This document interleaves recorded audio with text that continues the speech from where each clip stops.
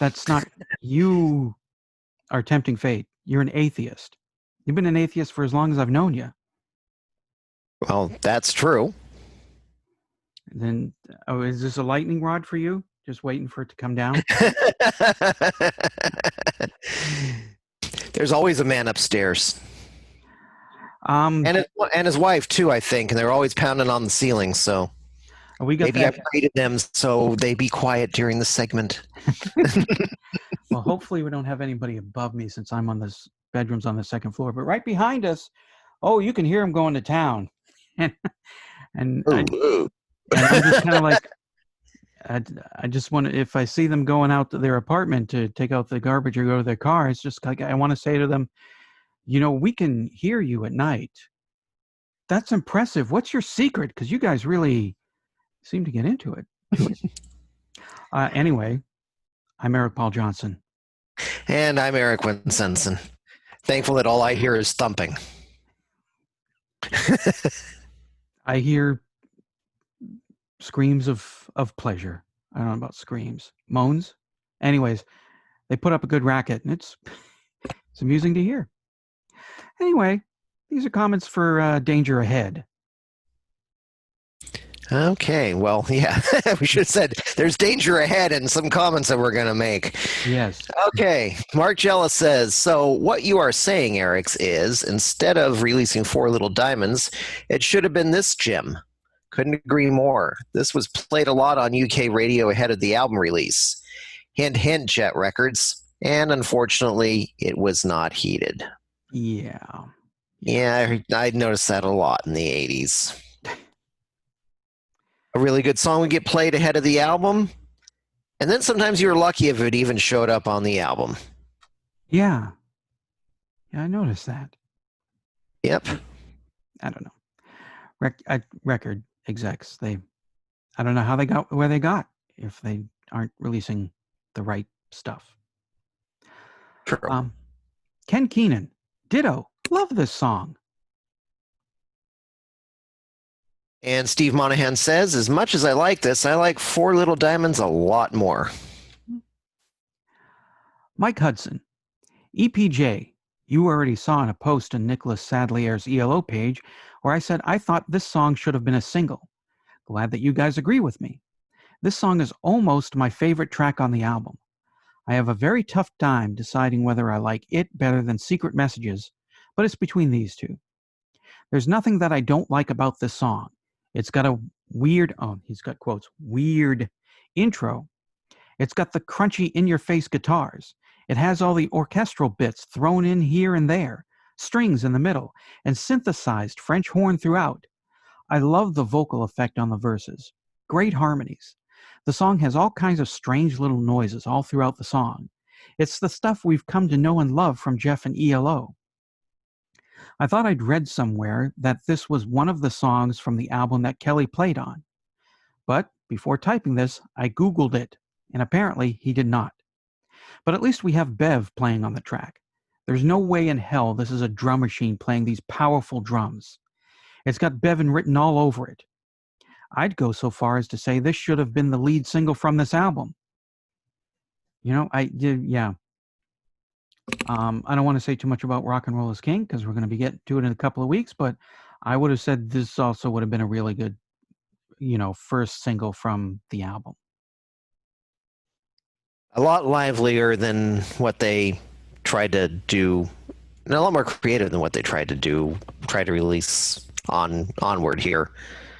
But I don't know, maybe because Jet Records is falling apart that they didn't try too hard either. I mean, that could be. Which they had Ozzy on their label as well. Yeah. But they got the Ozzy songs right for the ones to release. So well, yeah. He did marry I guess one of the higher up people at Jet Records. That's true. And I think she had a lot to do with that. Well, she's always had a lot to do with his career going forward. Yes, I would say that she's definitely had her hands full in many ways with keeping Ozzy. Yeah, and the fact that I just mentioned Ozzy Osbourne is we'll probably get this video taken down off of YouTube for copyright reasons, just for even mentioning his name. Is he like Billy Joel? His name is trademarked. You see Billy Joel and you see the little R right next to it. I don't think so, but I believe that Sharon is sitting there on her broom, just hovering around, watching. Well, it's a good thing these things post to Facebook and not to YouTube. The Oh, bonus, okay. the replies anyway. That's true. She'll probably be out there anyways. My husband's name was mentioned. I want money. I don't have any to give you. No, I got no money around. Oh, wait. Wait a minute. Do you have coins? I've been trying to unload a couple pennies I have for $50 a piece. I thought I had some Lego money. Oh, here we go. Here's a penny from 2007.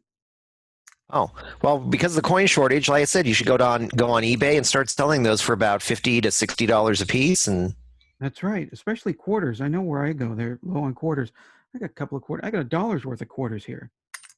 This could buy me a new car. This could buy me a house where I could build in a recording studio. And oh man, I gotta auction off these quarters. that's true. Get all my stuff Somebody's out of going to want those storage. quarters. Get all my stuff out of storage. Put up my Legoland. Yeah. Anyway, Anyway, let's go with somebody who isn't too worried about auctioning off coins. no. It's Corey Gomel, and he says Electric Light Orchestra? Not so much. On this week's podcast, the two Erics reviewed Danger Ahead. In the review, they state that a French horn is used for the first time since the El Dorado LP. Strange, since this is an orchestra. Last time I looked, an orchestra consisted of woodwinds, brass, percussion, and strings. This band mostly left out the woodwinds and brass. This band has always been more like the Electric Light String Quartet. Welcome to ELSQ. Sounds more like a stock I'm following than a band name. It is a stock, Lithonia Lighting. I've got to invest in them. Doesn't it seem like Jeff Lynne got the strings and Roy Wood got the brass section in the E.L.O. divorce when they split up in the early 1970s? Don't get me wrong, I'm glad Jeff got the strings, but maybe he should have changed the name at that time to ELSQ. Now that I mention it, how long till we see one of those shirts or face masks with ELSQ on it for sale? LOL. I don't know, but I'm sure Corey will definitely make that happen since he seems to make all kinds of things, calendars and metal cards and poker chips and all kinds of unlicensed ELO merchandise that he gives away on his Facebook page, Jeff Lynne's Blue World. I believe that's what it's called. Yeah, I much prefer the strings. I don't know if it's just Roy Wood's style of everything sounding kind of muddy, or if it was just too much horns overpowering everything. But I prefer the Jeff Lynne string sound to the Roy Wood horn sound. I like Roy Wood, but I like Jeff's sound a whole lot more. And Jeff doesn't look like he's been living in a cave for the last 50 years, giving his wisdom to visitors. There is that. Yeah, it's a magic thing that Roy Wood apparently has, where he still looks like now what he did in 1960, whatever. He's still got the long straight hair, the goofy color glasses, the beard. He's wider than he used to be, but most people get that way when they get to their 50s, 60s, 70s, 40s. Yeah. Yeah. Yeah. And unfortunately, yes. But Yeah, well, oh, by the way, I did look up ELSQ to see if it was an actual stock. It might have been at some point, but Lithonia Lighting, it looks like it's part of something else now. So it was way too expensive for me. Maybe they So merged with Consolidated Fuzz or Amalgamated Dust or it one was of those something like that. Uh, stocks that Gomez Adams always made a lot of money in. yeah, it was something along those lines, but it was it was something that's actually doing well. So of course I can't afford it at the moment.